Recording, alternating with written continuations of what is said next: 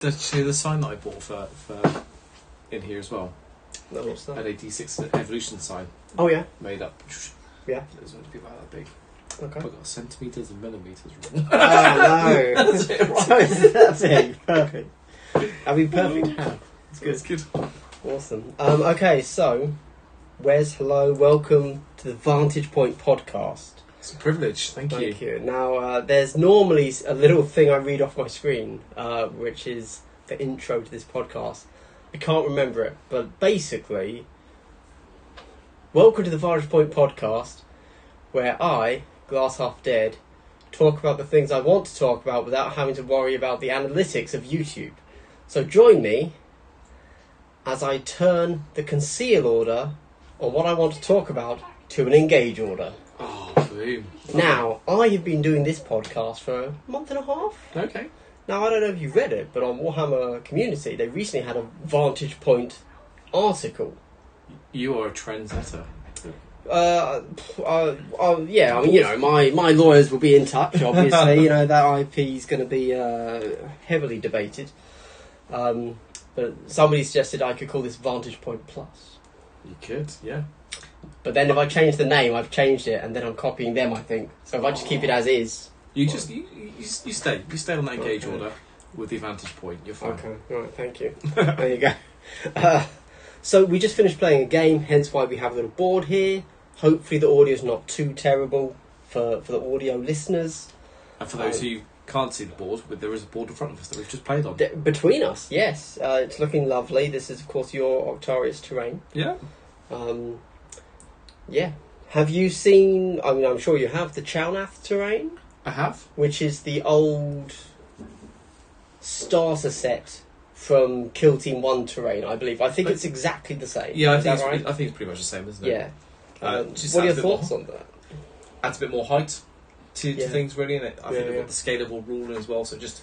Yeah, that was released or announced that's coming because they also showed us two data sheets. I think one was the marksman Tau dude who has he has a dart rifle, a dart gun, and a thing, and then the whippy lady. I don't know what she's called. Lady The Whiplash. Lady. There you go. That makes sense. But call her that. Yeah. So all super interesting for sure.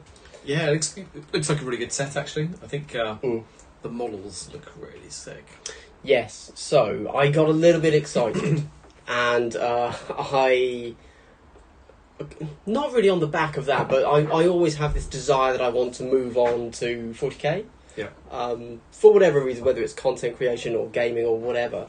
But I need an army, obviously.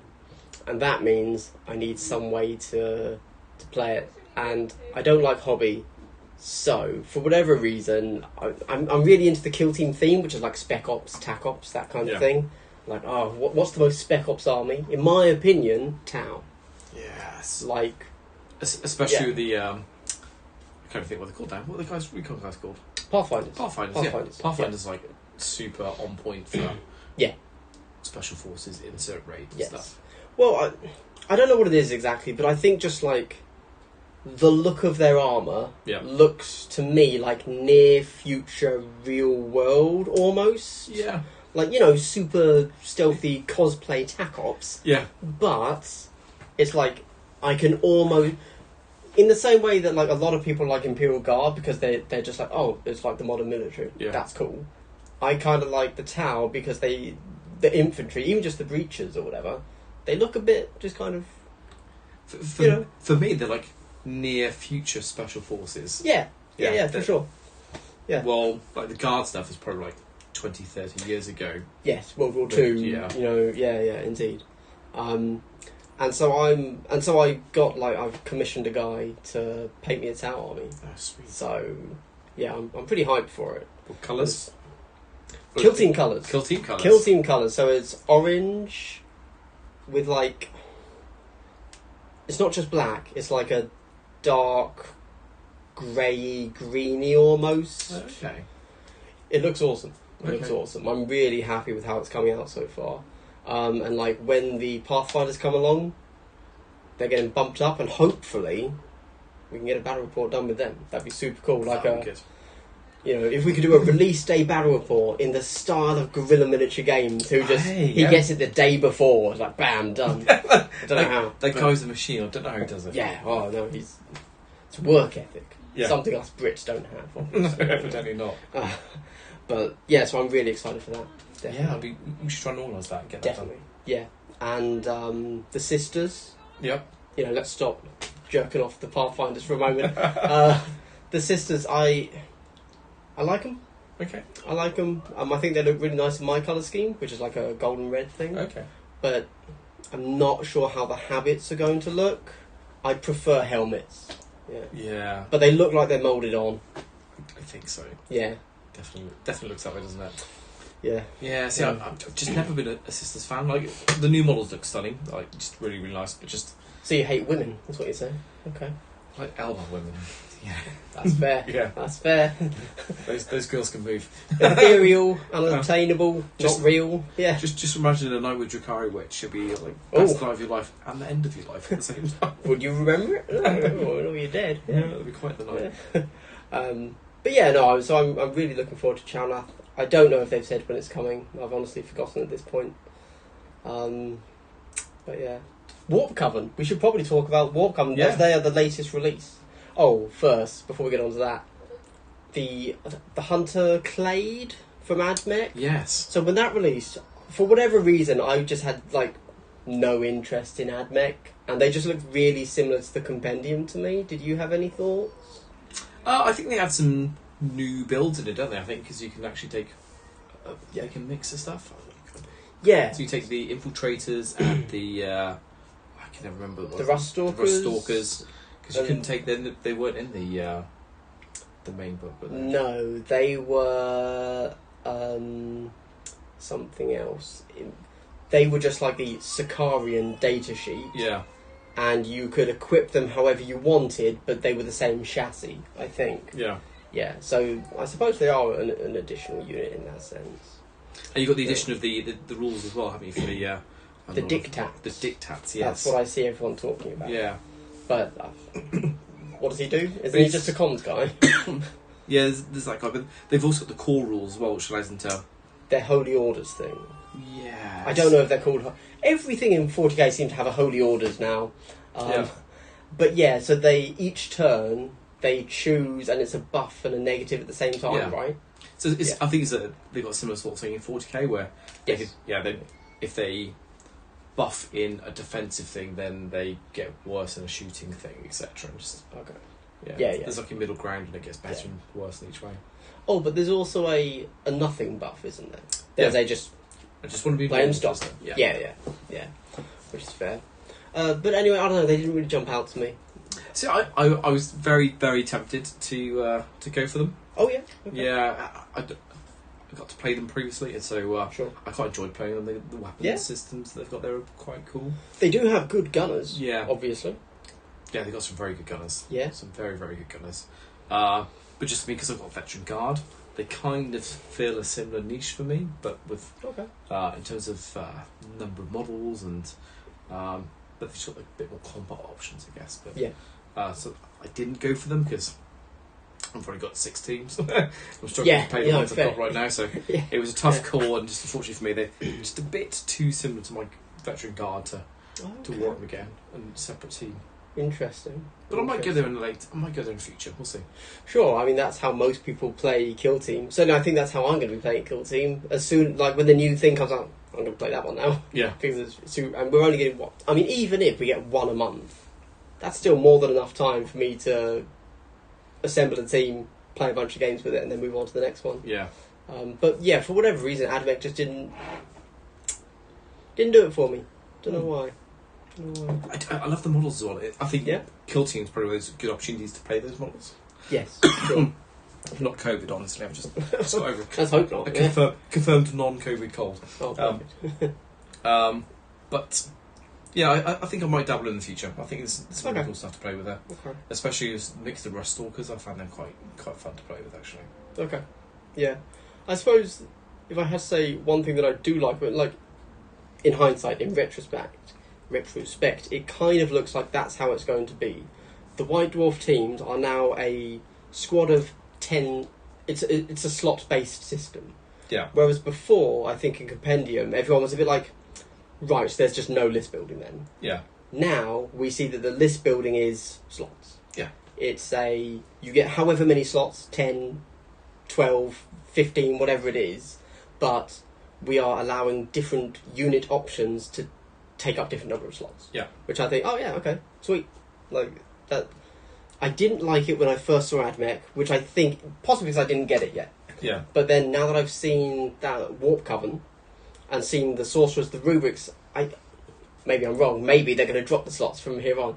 But like, it looks to me like, okay, that's the system. I think it's more flexible than fire teams because the fire teams are two blocks. But this though, it's a bit more choose your own adventure and gives you that more flexibility for first of all building your roster, and then when you get to the gaming table of what you can choose. Very similar type of card where you've got quite a few options there that you can choose from. Yes. Which just gives you those more options depending on what you're facing, really. Yeah, I mean, in an odd way, almost the commandos are the least flexible, almost, because they do just have 10 specialists. And then, do you want to swap out a commando boy? No? Alright, that's your option. Yeah. Oddly. Yes, I think they've got 12 options in total, haven't they? Yeah, but one's the grot squig, the grot and the squig. Yeah. Yeah. So the only options they have after that is, like you say, is knobs. Not knobs, commandos. Regular commandos with a chopper and... Yeah. But they are GA too, so you might validly want to drop two of them in. Yeah. You know, but I feel like that's the option. Yeah. Do you want two of them, or do you want the little guys? Yeah, and it's very much one team, sort of. Yes. There's very few options there. Although when I did play one guy with Warhammer, he just took everything. We got part way through the game. Went, hold on now. How many models have you got there? And he just taken one of everything on the list. You know what? Sure. I was like, it's only been out a couple of weeks. I'll let you off. But okay. I'd like to take a few off. Looks like you're about to beat me, so Tio, can we... Yeah, he did sneaking in the end. I was like, John, it's fine. It's okay. We're here for laughs, so it's good. Yeah. But then, so the Warp Coven is the first one that's really grabbed me. I don't know if I'm going to play them, but they look super cool. Like, they almost look too much. Like, with all the psychic... Obviously, I could just throw something on the board, right? But just with how many options there are, with each iteration of a sorcerer having, like, 9 different options, plus weapon options, I was like, oof. I'm going to let other people math hammer this one out, and then, I don't know. So that, like... But that's a good thing. I think that's a good thing. But I think with that as well, there's, like, 6 models there that will last you quite a long time in terms of getting to grips with them, and you know, longevity in play, and that is quite huge, because again, when you come to go tournaments and stuff, you can take multiple different options of the different sorcerers to fit your needs there. So for sure. Yeah, I think there's a lot of value in that set there as well. Yeah, I do think there are a few kind of trick options. Like, why would someone ever take a Zangor team? Like, outside of, I just like Zangor fluff. Yeah. Kind of, I'm like, would you, like... Extra bodies, I think? Sure, sorry, I don't mean just 1 or 2 Zangors. I think that probably has merit. Yeah. But why would you ever take just Zangors? Whereas in in Compendium, you could. You could just take 2 fire teams of Zangors. Yeah. But, I mean, this isn't really a criticism. To be clear, I'm just, like, thinking out loud, kind of. But then now that I've gotten to the end of my thought, I'm like, I'm fine with it. I don't care. But, yeah. So now they can't take a full Zangor team, that's right, isn't it, with this one? So they could. Yeah. It would be a sorcerer, and then you could just fill it out with Zangors if you wanted to. But why would you? Yeah. Why would you not take 3 sorcerers? Why would you not take, the Soul Reaper cannon, etc.? It goes back to the commander team. You could take just dudes with choppers and just 10 commando boys, sure. But why would you not take why all would stuff? you? Yeah. Yeah. And I think if you look at it, I think the whole list building is predicated to you taking a fairly decent list and taking the options. Yeah. So I think it'd be crazy not to. No, for sure. Yeah. And the sorcerers are really cool. There's so many abilities those guys have got as well. Yeah. I think they look... Well, as I said, they look like Whereas the AdMech didn't interest me at all. Yeah. These guys were like, oh, I could dig into this. Yeah. And I can validly see reasons to take different things each time. Yeah. So, yeah. So I think the Thousand Suns Warp Coven is a really solid addition. So when I played those ones, I was like, this is definitely a team that I want to get. Okay. For the Thousand Suns. Okay. And have you? I haven't. Okay. Yeah. Life. Yeah, life. Yeah, of course. I'm stuck doing other teams at the moment, so Sure. the Deathwatch ones have been taking a lot of time to paint, so... Yes, well, you've done the lovely Primaris conversions, haven't you? Yeah. It's the only way to do them. No, it's the only way to do them. I couldn't go back now to the other guys. Yeah. They don't look out of place at all. No, Like, I think they just look right, really. Yeah. It's just when you get to 11 wounds, that's anything that catches me. It's only a couple more difference, it's not... No, It's one of the heavy intercessor, though, as the guys carrying the heavy weapons. And they've only got 11 wounds. That's a little bit out of place. Oh, right, yeah, look. But they look cool. It's really cool. Really cool, 100%. Yeah. 100%. Like, no TO's ever going to turn you down for that, are they? Oh, I hope not. No. That'd be crazy. But yeah, okay, so that's kind of new releases. I guess we should chat about Kill Team now. Yeah, okay, yeah. In fact, it's back to Thousand Suns. Have you actually got yours made up already? Good to go. Yeah, so Thousand Suns, a full 2,000 point Thousand Suns army, which is insane. When all I say is how much I hate Hobby. The fact that the one army I've taken from 0 to a full 2,000 points is Thousand Suns. That was my lockdown project. Okay. Yeah, I wish I'd done something else, but that's what I did. So yeah, I've got the full army ready to go if I need. Yeah. So you have complete, done, ready to go. Yeah. Oh, cool. Yeah. I mean, I bought 6 rubrics down with me. So 3 sorcerers, 3 rubrics. But I don't know. I didn't feel comfortable playing them on the board yet. Yeah. Okay. Especially since I don't actually know their rules. Yeah, bit of an issue. You need to get your head into there and figure out all the bits first. Yeah. And so at the moment it's the 18th, 17th, something like that. 18th, yeah. 18th. So, and I subscribe to the White Dwarf, so it should have turned up yesterday, but I'm at my parents' at the moment, as opposed to where everything gets sent to, so I don't have my White Dwarf with me. So, yeah, there you go. Okay. Yeah. So, no, that would have been a very slow game on my behalf if I was doing that. Yeah. I mean, even then, what we just was about an hour and 20. That's not bad going, I don't think. It's fine, but of recorded time. Yeah. So that's no setup. That's just Yeah, hour yeah. 20. Which is like, I don't think we were playing slow, really. No. Suddenly, like, at the end of your turns, you were just like, zoom, done. Yeah. Like, it seemed like we almost spent the same, like, you spent the same amount of time on your 14 models as I spent on my 5. Yeah. Because by the time I finished, you were like, okay, done. I was like, oh, alright. Thought I was going to have more time to think about things. Yeah. Well, I've played them quite a bit, so you can kind of have an idea of what roughly you're doing with them. So Sure. But that's... Yeah, I was concerned when we started playing the game that... Because it's been a while since I've actually played them, that it'd be a bit slow, but I thought it wasn't too bad. No, I mean, you have your combos. Yeah. You know you're going to have the spotter next to the guy. You know you're going to have your comms next to the leader. Yeah. You know that if I get close, you're going to do the demo. It was a long, painful route to find all that stuff out. Yeah, sure. Yeah. I lost many a game. Let's think. What are you interested in at the moment? Outside, I'm thinking more. Oh, this might be too hard for you to talk about. Let me tell you what I'm thinking about. Okay, so I'm currently interested in Craftworld. Okay. Necrons. Yep. Demons. Mm. Yeah. So after Chownath, I mean, After because Chownath, obviously I just told you I'm getting a tower army painted. Of course, I'm interested in them. But, like, I know that we're getting them soon. Yeah. So, why speculate on them? They're coming soon. But, like, when is anything else coming? In a year's time. Like, it might be 12 months before anything turns up. Or, it might be... this is my fear with demons, okay? So, obviously, demons in the last edition of Kill Team were not a real faction. Same as Sisters. Yeah. Although Sisters are now getting their real faction. But demons were this terrible White Dwarf update.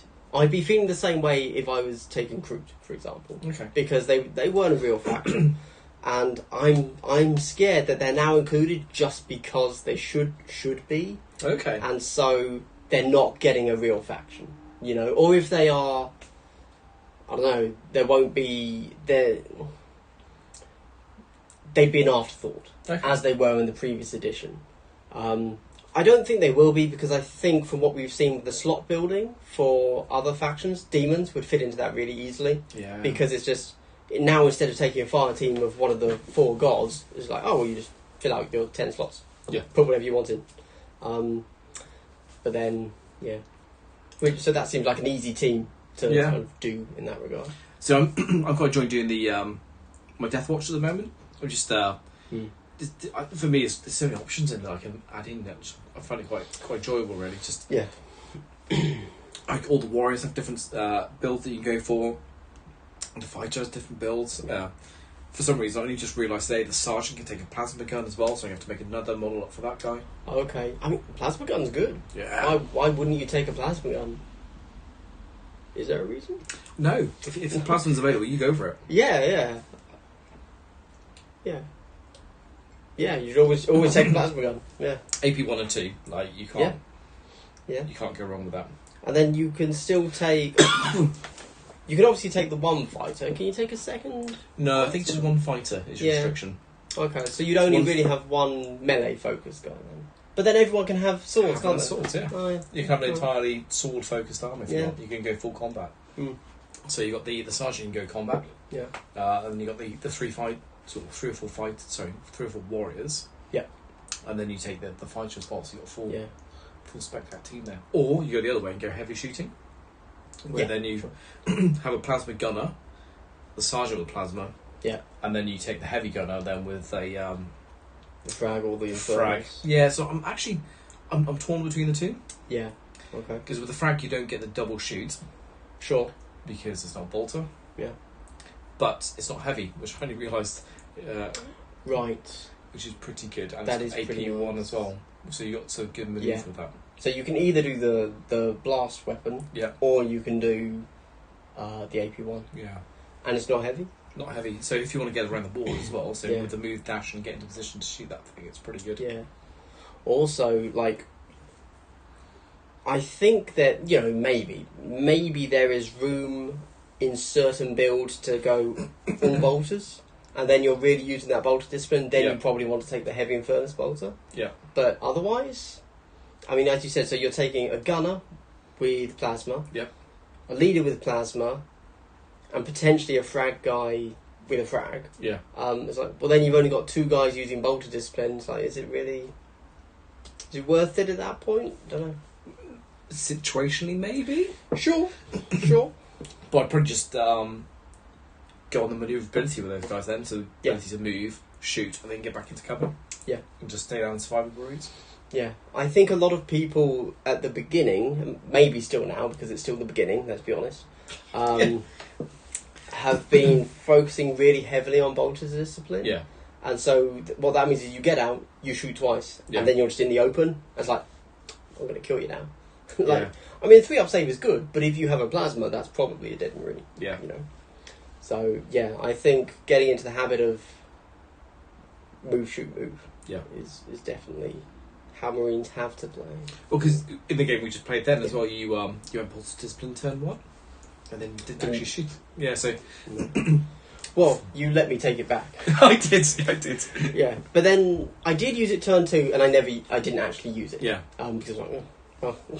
Because you're concealed the whole game. Yeah. So I think some of the strategic ploys are a bit of a crutch sometimes. So the bolter discipline one, people just go to use it every turn, but they don't necessarily need to. They just burn CPs. Yeah. Similarly, when I play the Harlequins, I was using the domino field quite a bit. Yeah. Well, actually, you don't necessarily need to. You just burn through CPs. Okay. So turn 1 for me is the movement turn. I don't really anticipate doing any shooting. Sure. I like to give the threat I'm going to give shooting. Yeah. So people then go on to conceal all of themselves. Yeah. And it's just all about getting into position turn 1. But for example, that's great for domino field though, because you can deploy everyone engaged. Yeah. And then just domino field. I was like, oh. But with the Harlequins, you're so limited on your CPs. You are. That's true. You have the same as everybody else, but it's very CP intensive in terms of to get the real buffs. So actually, if you can save that one there, that could make a big difference later on in the game. Sure. Yeah, I played a game. Well, like the last game I played at the Warhammer World weekend. I played one game with Harlequins, and I was doing pretty well, and I won. I was like, oh, yeah, pretty good, and my opponent thought they were quite strong. But then the reason is because we were playing. I think is it Consecrate? No, it's the one where you action on an objective. Yep. And then you get a CP. Yes. And it's like, this is easy as Harlequins because I just have CP flowing in. Yeah. I'm prismatic blurring every turn. I'm domino fielding every turn. CP have it. Yeah. And then suddenly that made the game easy. Yeah. Weird that. Yeah. I will say that's a weird mission to have. Like in the match play pack. Yeah. That additional CP. I think CP is great fun to play with, but that feels like a real landslide mechanic. Like, it allows one team to get ahead potentially quite well. Because you're already on the point dominating it. Yeah. And then you're doing well. Have a CP as well. It's like, oh wow, this is good. Is there did you get another buff on that one as well? I know it's the other one that you get an extra treat if you've got an extra APL. That's Consecrate. Yeah, if you action on the point, you're treated as +1 APL, which is the one that got FAQ'd to have that APL thing being weird. Yeah, you're right. It is definitely one of those ones that. So would I change much on that one? I don't know. I think sometimes it's good to have different mechanics within the match play because then it favours different people at different times. Yeah. It'd be interesting to see how, when the game's been out a little bit longer, to see if people down select and see what people tend to go for. So I know some people are already sort of thinking about pre-selecting your tac ops and stuff. I personally like the randomness of So this was selecting, picking. After the LGT, I was having a think about like how to speed the game up. Yeah. And I kind of came to the... Also because I was kind of inspired by doing the LGT of like, this is fun. Yeah. Like, regardless of the LGT, it's quite fun to just be in the atmosphere, be the TO, blah, blah, blah. Even though at the time I'd have rather been playing. But it was like, this is quite fun. Yeah. I wouldn't mind doing my own tournament where I have a little bit more control over things. And then I was like, so let's think. The fastest any game began in any of the rounds over the 2 days, so 8 rounds, the fastest I saw somebody roll was 25 minutes into the round. And like, that's setup time. The slowest was 40 minutes. And that was, I had to go and tell them, it's like, guys, it's been 40 minutes, you need to... but, whatever, outliers happen. They finished on time, though. Like, they somehow... Well, maybe. They somehow managed to scrape it back. But yeah, it's like 25 minutes of setup for a game that's... I mean, we were an hour and 20 there. Yep. So it's like... Like, in 40k, I think it's fine. If you have a 25-minute setup, cool, you're playing for 3 hours. Yeah. So, that's fine. But here it's almost a third of the game time. Yeah. That's why I was thinking, I think there's ways it could be streamlined. Yeah. Yep. And so the things I was thinking of... I wasn't really thinking of the tac ops thing. We could talk about that in Mo. But at a tournament, have rounds 1 and 2 be on the same mission. Yeah. Break for lunch, and then reset all the tables, different terrain. Round 3 and 4, and 5 potentially, be a second mission. So just 2 missions. And the advantage there is you can set out your train as the TO. You can also put down all of your objectives. Yes. So somebody just walks up, everything's set. Who am I playing? Okay, that's who I'm taking with this equipment. Yeah. And once you get like players that know what they're doing, I think they'd be actually pretty fast once you remove all of the setup. Yeah, I think definitely if you can have the objectives already placed down. Yes. That's a big win, and the train then set up accordingly for that. Yeah. And you can almost map that out beforehand, couldn't you? Yes. I think the Warhammer World guys did that. They did, didn't yeah, that was really I cool. thought it was really good. Yeah, One thing they didn't do is put the objectives down. No. Which didn't necessarily work all the time, but if... Yeah, there was... Which seemed super odd to me, because they obviously sat down beforehand and thought it all out. Yeah. But then... So I actually made a mistake in the third round with my opponent, because we went to place an objective, and it was directly on top of a piece of terrain. Yeah. I was like, oh, we must be playing the wrong mission. And I looked up at the big thing. It was like, oh, we're meant to be playing the mission on the right, not the left. And then we actually played the wrong mission. And the TO came up, what are you doing? It's like, Yeah. Anyway, there you go. But I think, though, for tournaments, though, that'd be quite a way to actually to speed up, because I think... Yeah. It's just aggregation of those small gains, isn't it? If Yes. you can increase those... The speed of that would be great. So, yeah, Yeah. terrain already set up, objectives already down. Yes. Reverse way, but yeah, maybe then having a deck, maybe a different deck that you choose for your tech ops for the missions, even. How do you mean? Maybe a specific tournament. Oh, okay. Tech ops might be something. Okay. Could be quite interesting. I don't know. So this is so obviously this is Sheldon Killteam stream. His ITC pack is you still have your deck, Yeah. whatever that is, and that's your deck for the tournament. Your 6 cards, but you pre-select your cards. Yeah. So no, sorry, you don't pre-select. You have free pick of your deck, so you don't do the drawing thing. That's the only thing, you don't draw. Yeah. It doesn't save you that much time really, something. Well, I don't think that pre-selecting for a tournament 3 cards is a way to go. No. Because that defeats the purpose of secondaries a little bit, I Yeah. think. You do want to say, oh, I'm against Custodes, whatever. Okay, I'm not going to take the kill one. Something Yeah. like that. But when it comes to... I don't know, so... I'm initially of the opinion that we should not be playing different to the core book at the moment, because Yeah. it's so early. It's like... Why are we playing something different? Yeah. This is weird. However, in reality, I don't think it's actually that big of a change. No. Like, it's just like...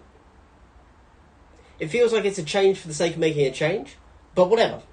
Like, Yeah. it's not actually that... he's not changing a fundamental... It's not like he's saying, oh, there's no heavy terrain. It's not like he's doing something crazy, Yeah. you know? So, yeah. Yeah, so I'm conflicted about it. Yeah. But purely because I would really like kind of the first few tournaments to be like, let's just play it out of the core. Yeah. Because I'm of the opinion that we're not yet good enough players to know what should be changed. Yeah. We might get there. Like, we might get there. Maybe GW puts out another book with like a new match playset, or doesn't, and it's just like, okay, we don't like this anymore. Like, as players, we know that map 1.2 is broken. Yeah. So we're just, that's out of competitive play, we're never playing that. We know that the drop zone on this, just no good. So you know what? We've already discounted half the maps, let's just do our own. Yeah. And like some people are talking about already, potentially, you know, TOs that need to do their own thing. They're talking about, okay, should we change primaries? Are primaries too complicated? Should we go back to hold one, hold more, kill one, kill more? Okay. Which I immediately said no. But that's again just me, because I want to play out of the book. Yeah. I want to make sure we know better than GW before we change what they do. Yeah. And I don't know, I don't have any real desire to like put my stamp on the game. You know, I'm like, I'm happy to just run a tournament. I don't need to have my own rules pack sort of thing. Yeah, because I know the 40k have that hold more, hold one, hold more, etc. That sort of thing is Yes. their standard. That's which all it smooths out in terms of the tournament setup, because it's the same mission. But for me, it's the same mission that you're playing every time. Sure. Which I like the variety of it, where you come into the table where things are subtly different, and then you have to use your generalship to then see what you've dealt with. You've been helped the down you've been handed. I'm struggling with England today. Yes, yeah. With the hand you've been dealt, Yeah. and dealing the best with. I think that's part of generalship, Sure. as opposed to. I do. I guess it's almost a bit of a. an American UK psyche turn of thing in terms of how we our sports and their sports. Like I suppose football over there is very much set plays and stuff. Well, ours is a bit more freestyle. I think.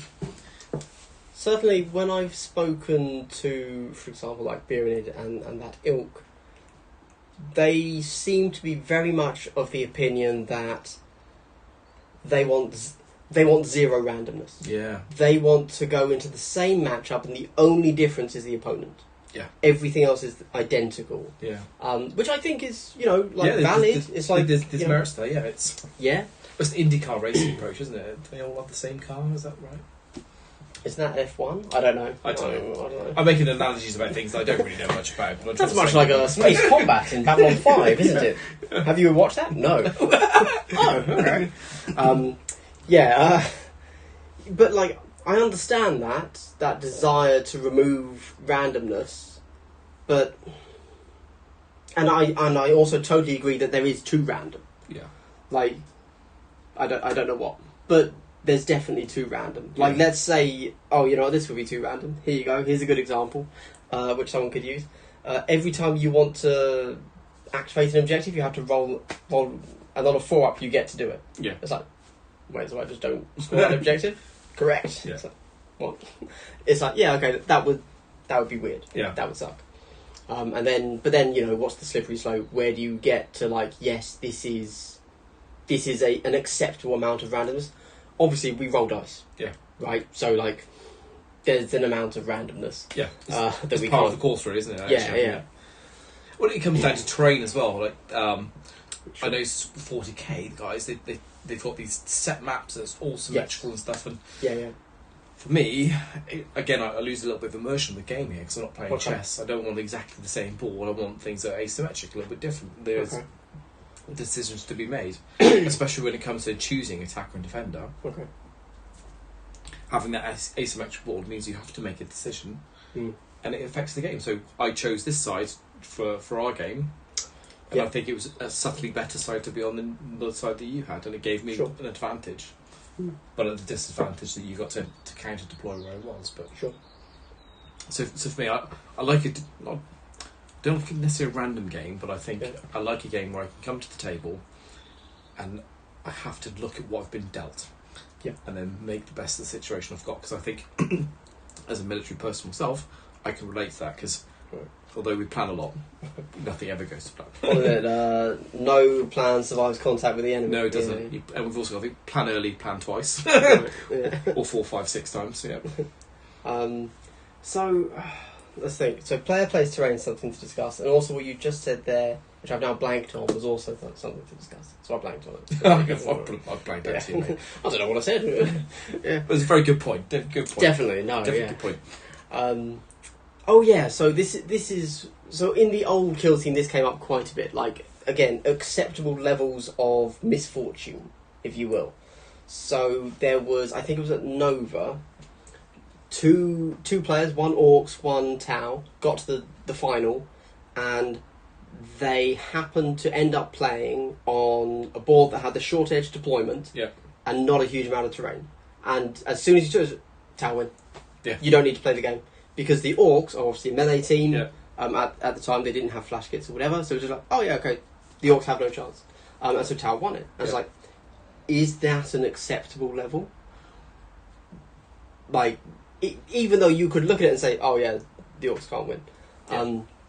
But, where does that sit in the purview of acceptable misfortune, I suppose? But then like, well, everyone has bad matchups. Yeah. Like, until recently, Custodes. Yeah. Like, do you manage to dodge Custodes? Like, Andy, in the second day of LGT, took the Quins. He didn't face Custodes, I think. He managed to dodge them. He managed to dodge them, yeah. Yeah. And then won because the two top teams were Custodes and drew. Yeah. Which meant that he won. So I was like, so he got remarkably lucky for that specific sequence of events to happen. Yeah. And where do you kind of draw the line? Yeah, it's it should necessarily be rock paper scissors when you get a matchup, but naturally some armies will have a slight strength against other ones. I don't think you can ever go against that unless you end up playing chess. Because I think naturally when they build armies and the things, the law in the background of the army means that they are better or worse in certain areas. And sometimes if you have the one that's matched up against your weakness, then you kind of just have to play around it a little bit. I agree. I'm totally cool with, for example, let's take rock, paper, scissors, the idea that shooting beats melee, melee beats hordes, hordes beat shooting, something like that. Cool. Yeah, I'm fine with that. And it does mean you end up in a skew. Yeah.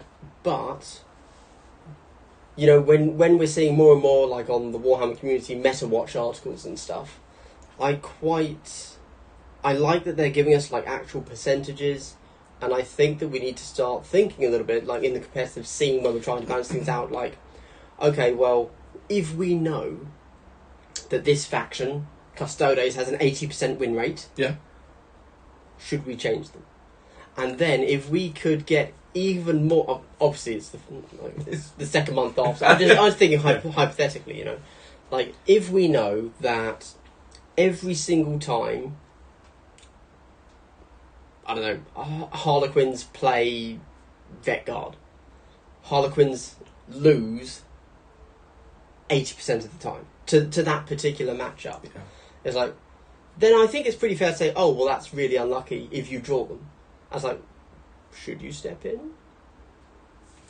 I think at that point you need to look at how they do against the other armies then as well. Oh, sure. And if they're doing okay against the other armies, I'd probably say it's just unlucky, I think, really. I don't think there's much you can... Okay, so you just take the bad matchup. You say, yep, tough. Hope you get that 20% of times you win. Yeah, I think so. Okay. That's mine. Okay, fair enough. Well, no, so if there was a slight change or buff that you could make to improve them in that matchup, would have lower effect than other ones, then yes, I would make that change. So obviously, I'm just talking random wild. We're definitely recording, right? Yeah. So I'm just talking about random wild stuff, obviously. But like, let's say we had that kind of data. And and so then you could put handicaps. Now I know that this is super controversial as a concept in 40k. But honestly, at this point, let's look at Drukhari and Admech. Is there an issue with giving other people, I don't know, 10, 15 victory points as soon as you hit that matchup? Oh, you're talking 40k at the moment? Yeah, right. Yeah. I mean, those two armies seem, from what I read, to be broken. And certainly all the top players are like, I want to win because it matters to my reputation, because I make money off of this game. I'm going to take those armies. Yeah. It's like, okay, you should probably buff, And this isn't a controversial thing. I think like golf. No. All players have handicaps, Well, I'd like to think that Games Workshop would do that via points changes. But they haven't done that. No. Specifically, obviously, for... I'm not talking about Kill Team at this point. I'm just talking hypothetically, in the future. Obviously, they stepped in and they fixed Custodes relatively quickly. Yeah, that's a pretty quick fix, isn't it? Yeah. All things considered. But, like, again, as someone that's looking at 40k, like, I kind of want to play. Yeah. I'm like, I don't want to play against Admech or Drukhari, though. No. Because they're going to stomp me. So it's not going to be a game. So I find it really interesting because I am a 40k player, and Drukhari is one of my main armies that I play. And at the moment, I don't really want to play them because they're just that army that... It's like, that guy. Yeah. You went out and bought all new Drukhari, did you? It's like, no, I've had them for years, I swear. I've had them for years. I swear. You can tell by the dust on them. Yeah. So I've had them a long time. But it kind of puts me off playing them because I don't necessarily want to be that guy. Yeah. Well, I'm a little bit the same always. Always. So, like, I have a Drukhari army. I bought it off eBay, like, over lockdown, a year and a half ago. Lovely painted. I'm not going to touch them. No. I'm just not even going to learn the game of 40k with them. Yeah. It's like, I just consider I don't have an army, basically. Even though, obviously, people would stomp on me because I'm a noob and I don't know how to play. That's the real reason, is you don't want to go out there playing with Drukhari and lose. Yes. Yes. Very much so. Because that is really bad. Yes, exactly. That is actually a thing, yes. Not in this new iteration of Kill Team, because I'm a scrub. Of course, I everybody's should me. Yeah. But like in the old edition, I was like, oh man, I don't play any of the top teams because if I lose, that looks really bad for me. Like, yeah. I play the weak teams. Yeah. Like I think on one of the final games I played of old Kill Team, I took Kroot, who were considered to be one of the weakest teams, and I came second in the it was just a friendly little thing. But that was exciting because they're a bad team, and I did semi-okay with them, right? So that to me is way more impressive than taking Tau drone spam and winning. Well, so I actually won a tournament in the States, quite a large one, with Drakari when they were shit. And it was a point of pride. But it's been a bit hipsters now. I guess especially with being a personality as well in the community. If you're losing with the big team, no, that's not good. That's not good at all. Because I beat Nick Baton, the presenter from 40k, with because he was playing Custodians and I was playing my Harlequins, and I ended up beating him at the GT. Warhammer Wars, yeah. So he was the only person to lose with Custodians that weekend. Oh, really? And I'm pretty sure he got a lot of ripping for that. Good. Yeah. Well, that's what personalities deserve, and that's exactly why I'm not going to play a good team. No, and that's why Tyranids. So I think Compendium Tyranids are pretty solid, to the point that maybe they're one of the best teams. That's how I view them. Okay. And so I kind of don't want to play them, but I do. Because, content creator hat on, I'd like to have an army for when their 40k Codex releases. Okay. Because they're one of the factions alongside Imperial Guard that is actually very popular. People don't think it, but Tyranids have a really big following. Yeah. Despite not being Marines or something. So it's like, I kind of like to have an army of them for the content creation reason, and also because I think they're kind of cool. Yeah. Because something that attracts me to armies, I've been thinking about this a lot, is scale and the sense of scale. So I like that they have everything from swarm base, to little dude, to human-sized dude, to monster, to bigger monster, and then if you really want to go crazy, flyers and the Biotitans. Biotitans as well, yeah. And then even the flying Biotitan. That's the Harridan, isn't it? Yeah, that's a crazy thing. And that's like, okay. Yeah. I mean, I love the sense of scale. Yeah. I don't get that with Marines. That's actually my big negative Marines. No, I think that Marines look cooler individually. If you're just posting on Instagram and you've got one Marine versus one Termagant, Marine wins every time for me. But if you have an army shot and you're setting up a battle report or whatever, and you have the sweep of the army. But the scales have got to be right there as well. Like, you've got to have the swarms and diminishing numbers. Yes, yeah. And then you end up with one Biotitan. Yeah. And like 10. Yeah. I agree. Yeah. Yeah. I was never really a fan of the Monster Mash was just all the big things. But it's got to have the little gribblies as well and scale up. Yeah. And that's when I think Tyranids look just sick. Yes. Yeah, really cool. I agree. Although, so weirdly, I do have quite a few of the models for Tyranids. I just haven't painted them. And you can't fit many models in their army these days. Or as soon as you put in a big model, you really don't get many models in there, which is a real shame. No. And for me, I really like. I've never had a Tyranid army, but I've always had that appeal. Because I got into this when I was very young. It's always like the fear of playing Tyranids because they just have that sort of grooviness about them. Yeah. No, you're a bit too delicate with your Eldar, aren't you? Yeah. I'm an Eldar boy. That's it. Through all of them. All of them. All flavors. Craftworld, Yeah, Craftworld, Drakari, Harlequins. And that's it. Did have some Corsairs at one point. Oh, yeah. Did you get some Exodites? I've always wanted to tell you what. If I've said no more armies to 40k for me because I've just got too many. Yeah. But if Games Workshop did a Exodites army, that would be the one that I would. That'd be it. I would drop some money on. You can. Well, I'm not trying to convince you, but you can kit bash one relatively easy. You can with the Ideneth, with the. But I am lazy. That's fair. And I have enough projects going on. Yeah, that's fair. Yeah. I think. Yeah. So currently, I'm put into because I'm up here with my parents with nothing to do because there was a COVID scare. I had to run away. And all I have up here is like an unpainted Necron army. And so I was like, I'll put together some more Necrons. And actually, Necrons do like sense of scale quite well as well.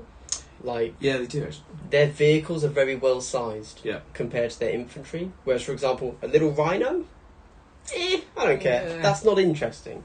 I also don't like Dreadnoughts. That might be an issue. Really? Yeah. And yeah, I don't like Dreadnoughts. For some reason. I think Space Marines struggle with the fact they've had too much stuff for too long. Okay. And things like the, like you say, the Rhinos don't really. Like you might get one or two in the back of that thing if they're lying down. Yeah. But things like the Necron range have really fleshed that out. They actually, like, even the infantry guys are different sizes and stuff as well. Yes. Yeah, and I just put together a Ghost Ark. And, like, I've never looked at a picture of a Ghost Ark and thought, wow, that's cool. But now that I've put one together, I'm like, that's a really good size, actually. Like, that's a big ship. Because you've got all the guys They're who in there. They're in there, yeah. So, and then obviously I know that, and it's going to scale up quite well because that's like a decent sized vehicle. Then you have the Silent King now, but you also have like the Monolith.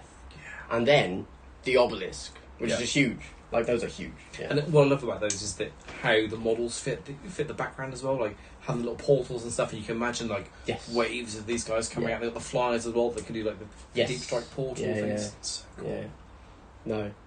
And you just spray in black and drive rush from silver. Yeah. I'm not doing that. I wish I was. Inevitably, because I'm not doing that, it means I'll never finish the army. But yeah, so I'm actually relatively impressed with the Necron range. I've got to be honest. The models are beautiful. They're really nice. Yeah. I think the new models look great. The old Warriors sucked. I'm glad they got that update. But everything else, like Wraiths, look awesome. I really like the Immortals and the I got what the guys with the jump packs, the Praetors, the Praetorians. Praetorians, Praetorians, the Lich Guard. Yeah. They're really nice. Yeah. Death marks. Yeah, they're super cool. Well, nah.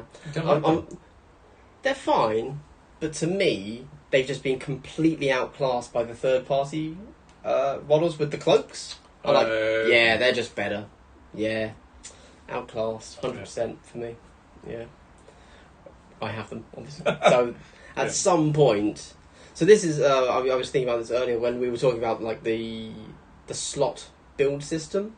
Currently, of course, if you want to take death marks, you have to take 4. If you want to take immortals, you have to take 4. I assume that it's going to be, right, now I can take 1 death mark. Now I can take 1 immortal. Yeah. And then, 10 flayed ones, or something like that, So you'll be able to play around with that slot system a lot better. Yeah, that worked really well, actually. And I think that will work quite well for them, for demons. For Eldar as well, I think. Like the range, just like the ranges. Oh, right. I don't think taking, is it 4 or 5 ranges? 4. Yeah. Situationally cool. Yeah. But I think if you could we played them yesterday, Yeah. didn't we? It was my Craft World into your Death Watch. Yes. It was a very low scoring game. It was like 4 and 5 or something. Yeah. But you had it in hand, no problem. But because I could shoot you, without leaving concealment. Yeah. I mean that looked tough for you. Oh, it was. Yeah, it was Yeah, tough. yeah. It was tough. Yeah. Yeah. Even though I wasn't really hurting you hugely. No. And I think maybe sometimes you can play around them unless they've got the appropriate scenery for them to sit in. Yes. Yeah. Like on this. I think it would have been tough. It would have been tough. Yeah. Yeah. I'll learn next time when I put these out to actually turn some inwards. Yes. This is very much everything is open. Yeah. I just Which didn't. is fine. I thought it looked cool, but yeah, I didn't really think sure. about it. I think maybe switch that round there a little bit. Yeah. That still doesn't work. I mean, all you need is some of these barricades to face inwards, and Yeah. suddenly it's a whole different game. But like I said, I've got that cool temple-looking scenery. Yeah, cool. If there's more time whilst I'm down, we could give that a crack, because I know you're bored on the Octorious Terrain. This is all you've played on years. Yeah. Yeah. But I don't know. It is a lovely terrain. I think it's very functional. Oh yeah. Yeah. Yeah. Yes, going back to the Eldar thing. Yes. I think it'd be nice to have a bit more variety in them. Actually, be able to. Yeah. Certainly, for example, Storm Guardians seem to suck. The only reason you take them is because you want that melter, probably. You got power weapons, haven't they? Just chainswords. But they're still only 7 health, so they're still dead on 2 hits, really. Like, depending on what you run into them. Yeah. But like, they don't really hang around long enough. No. I don't think they're power weapons, though. I think they're a 3-4 as opposed to a 5-6. They're definitely not 5-6. I know that much. Yeah. So I think they're 8 wounds as well, actually. Oh, okay. Possible, sure. Oh yeah, the blades. Yeah, they're not blades, not power weapons, aren't they? Right. Yes, they're 8 wounds. They're 3. 3's to hit, 3-4 damage. I keep calling all of the Eldar 7 wounds. They're all 8, aren't they? They're all 8, yeah. Yeah, So I think so. A human is 7 wounds.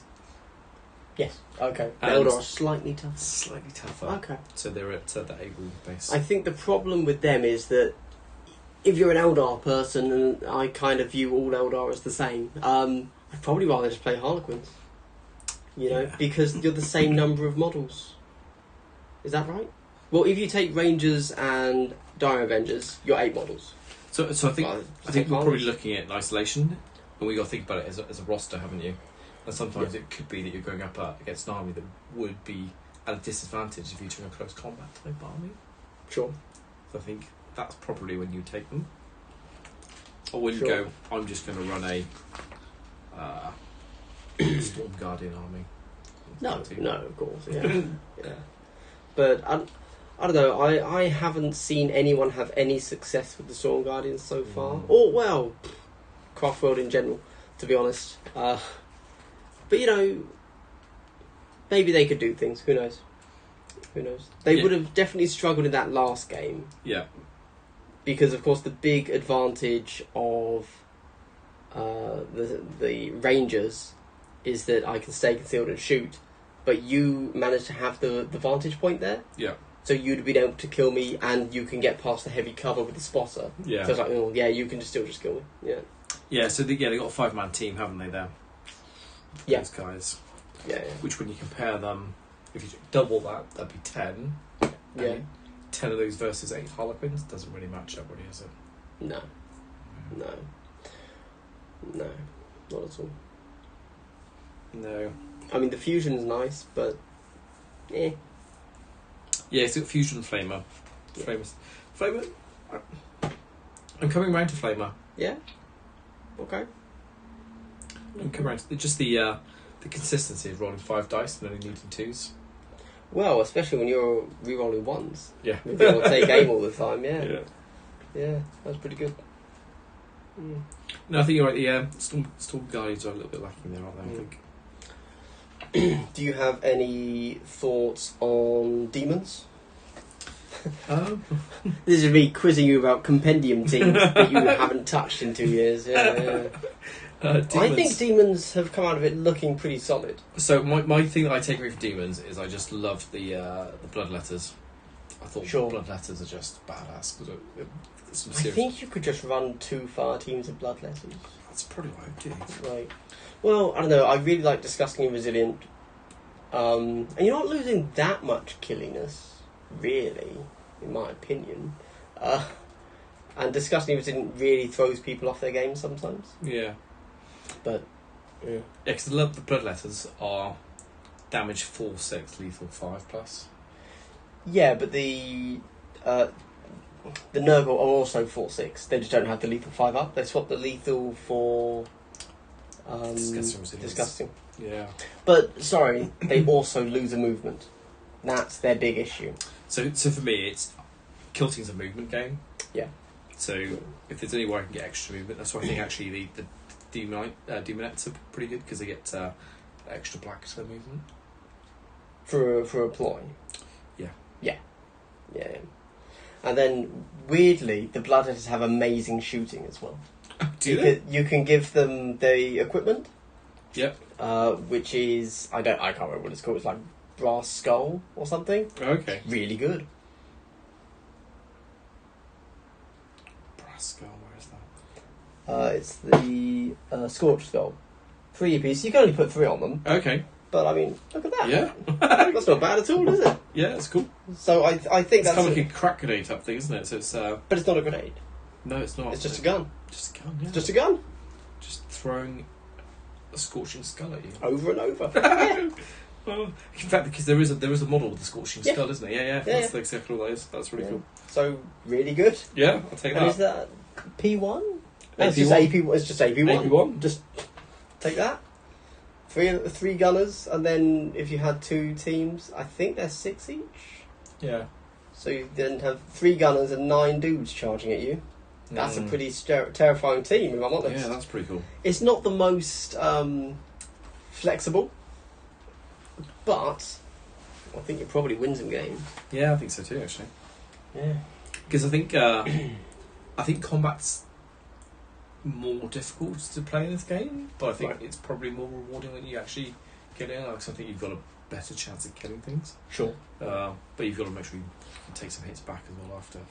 Yes. But yeah, so I think it's definitely playing these guys. And like I say, for me, the ones that I remember stood out for me was the blood letters. I think it's just really cool.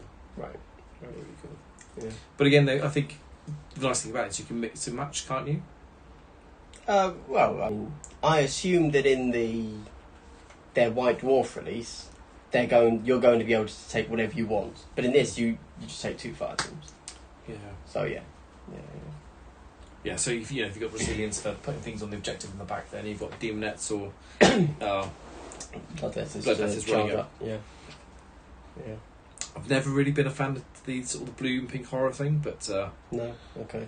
I think I mean, in the last edition, it was relatively broken, but in this one, it seems way more toned down. A CP to split, and then they're also worse models. Yeah. And there's no psychic with them, because in the old one, the pink horrors were psychic models. Okay. But in this one, they've just lost that, and they're just guys that can shoot. Yeah. Which is a bit of a shame. Bit of a shame. We'll see what they get in the future, I guess, isn't it? So. Yeah. Because go back to the craft balls and the rangers, I Yeah. would love them to have like a specific team though. I think there could be some cool stuff that we don't know is going on. Sure. So kind of like we were mentioning this yesterday, like Gaunt's Ghosts should 100% be a team, in my opinion. I'm shocked that GW hasn't just made Gaunt's Ghosts a team. You can do it. Make it so. Yeah. Like, I mean, just each one's a character. Yeah. And they're just straight out of that one box.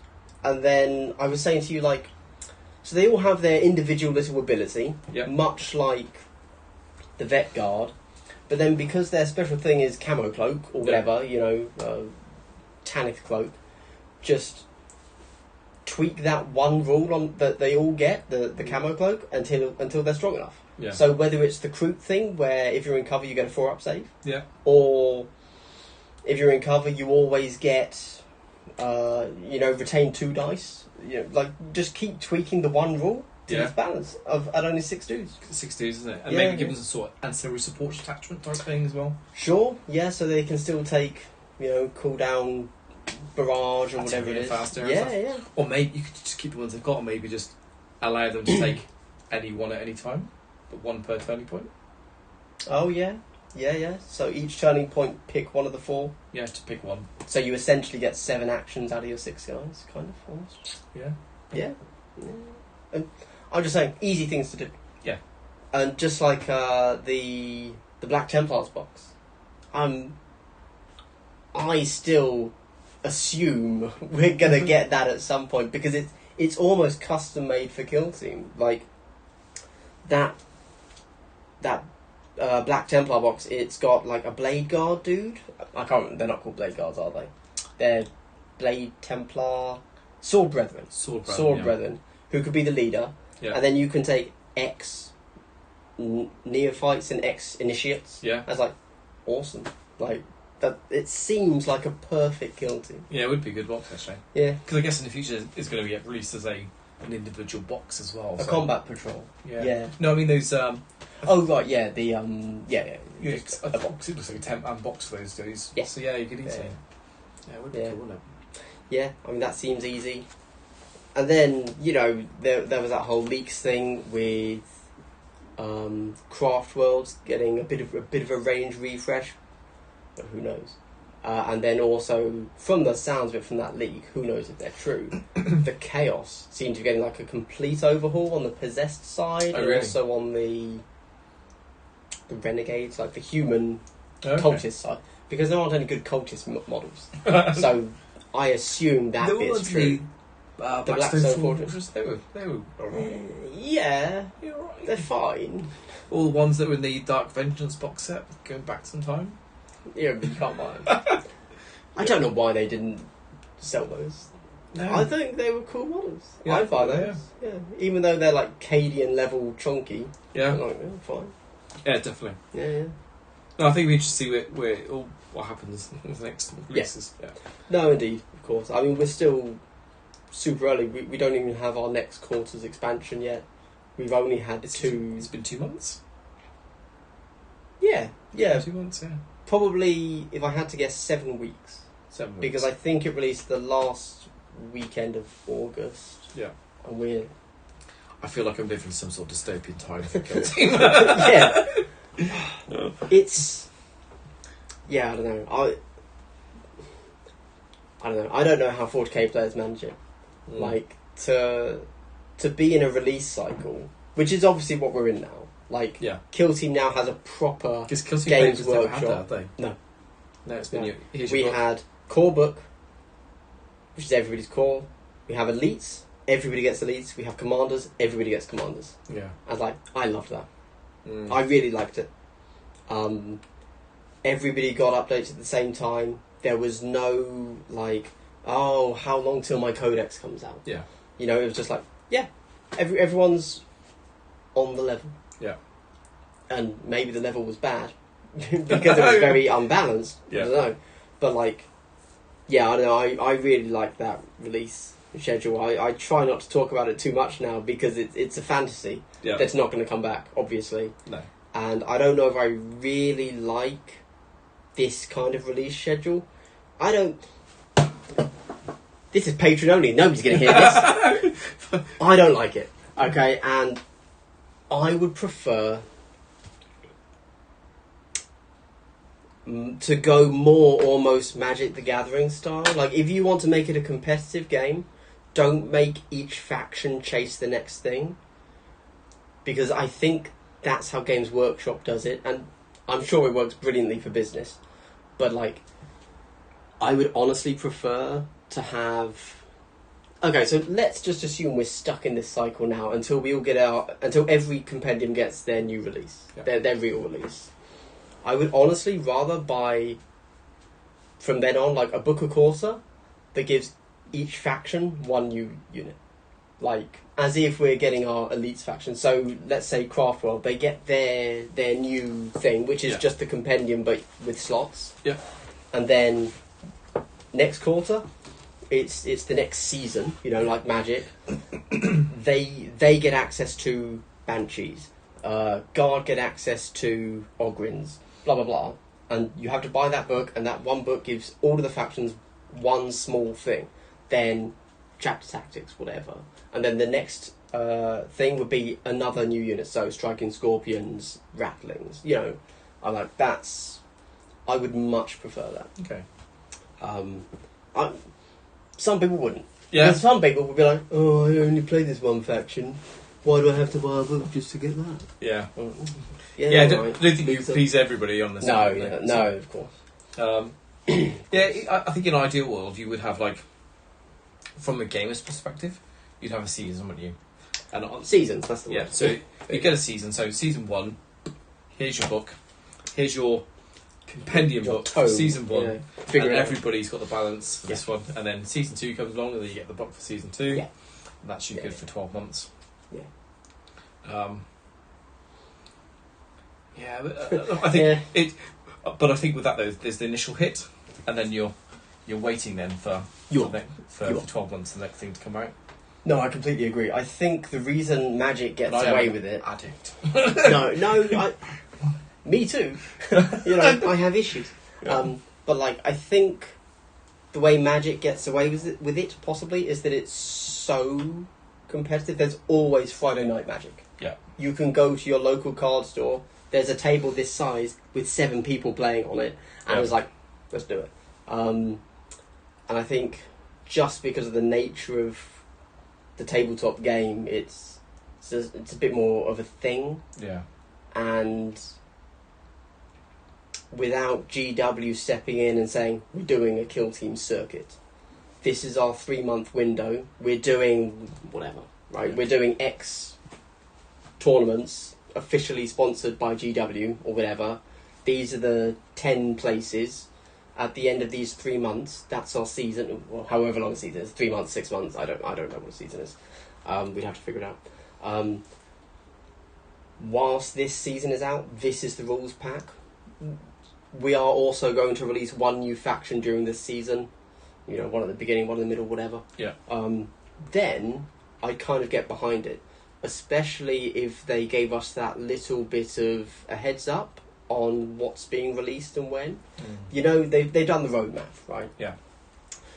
Awesome, they did the roadmap because it was like, hey, Kill Team's not a release and done game. Yeah. It's you get something every 3 months. But if it was a bit more, this is a season. Yeah. Like pitch. Not everybody wants to play competitive, I realise that. And I know that the majority of their players don't even play the game. I know, I'm going to stop. Yeah. I've depressed myself. Because that's never going to happen. Because why would it when 70% of the people that buy models don't play the game? Yeah. Yeah. And I wonder about how many people who comment on competitive games that actually play it as well. Oh yeah, I assume not many. Yeah. Like, yeah. I mean, like, I don't watch the whole of their videos, but you know, Tabletop Titans, Yeah. who do the huge 3-4 hour streams, Yeah. and then go and talk about it for another 2 hours. Yeah. Like, Jesus Christ.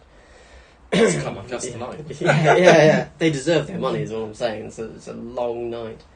But you see lots of people, like, criticising them on Reddit or whatever, saying, oh, I don't watch them because they get rules wrong. I'm like, if you're in a 4-hour game and you get 3 rules wrong, it's probably fine. Yeah. Like, Yeah. I don't know. It's because, like, especially with all these things, it's a complex game, and Yeah. it's very you can't remember all the rules all the time. And of course, because I mean that's the nature of streaming. I mean, certainly from what I've learned is, if you pitch your thing as this is a competitive battle report because you want to draw in that crowd, Yeah. you're also opening yourself up to people saying, you played this wrong, I will never watch you again Yeah. because this isn't what I watched you for. Yeah. I thought this was going to be competitive. And like, when I've recorded things in the past, it's not competitive at all. It's like, okay, I'm doing one turn and then I'm walking away for 6 hours to edit the footage. Yeah. And then I come back like, that's not competitive, I've forgotten what's happened. Yeah. So, yeah. So when we used to do competitive battle reports on our YouTube channel, it was very much that, in that we were setting it up as a competitive game. Right. So you had to make sure the rules were right. Yes. Yeah. And a couple of times we got rules wrong, and that's you don't hear the end of it. No. So what we learned is that you make sure you edit that stuff out. Yes. You get things wrong, because you Take it will out. get things wrong. Yeah. Even when you're working collaboratively in a competitive battle report, you're going to get stuff wrong. Yeah. So hats off to the Tabletop Titans guy for putting their balls out there like that. Yeah. Just doing it live. Yeah, doing it live. Yeah. Fucking it up. Hit for Yeah. real. Yeah, It's yeah. fine.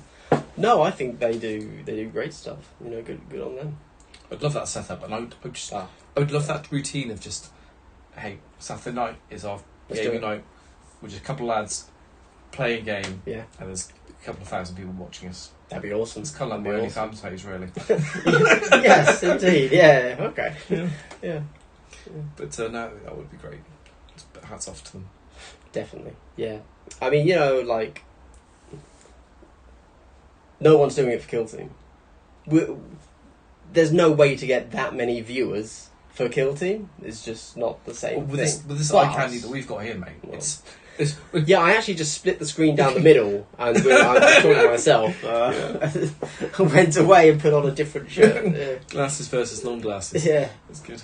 But no, I think there's definitely room to do it, and I would love to do it, regardless of how big the audience is for that. But like, don't have the setup.